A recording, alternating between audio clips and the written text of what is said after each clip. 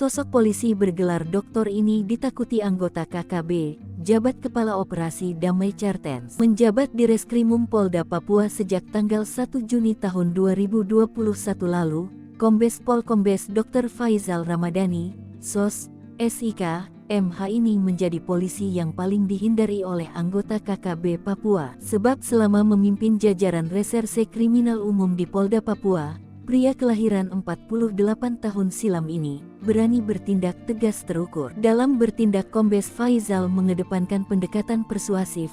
Meski jika tak bisa dihindari, dia akan melakukan penangkapan terhadap para pelaku kejahatan termasuk anggota KKB. Selain menjabat di Rekrimum Polda Papua, Faizal juga dipercaya Kepala Operasi Damai Cartens 2023. Faizal dipercaya sebagai Kepala Operasi. Ia memimpin 1.925 personel terdiri atas personel Polda Papua yang didukung Markas Besar Polri, dan 101 personel TNI. Di mana operasi ini difokuskan di 5 wilayah hukum Polres saja, yakni Polres Kabupaten Pegunungan Bintang, Polres Kabupaten Yahukimo, Polres Kabupaten Muda, Polres Kabupaten Intan Jaya, dan Polres Kabupaten Puncak Ilaga. Meski lebih melakukan pendekatan persuasif, Kombes Faizal juga melakukan tindakan tegas. Maka tak heran jika dia kerap berhadapan langsung dengan para pelaku kejahatan di Papua termasuk KKB. Baru-baru ini, Faizal juga membawa 2 anggota kelompok kriminal bersenjata KKB tersangka kasus penyerangan personel Brimob ke Jayapura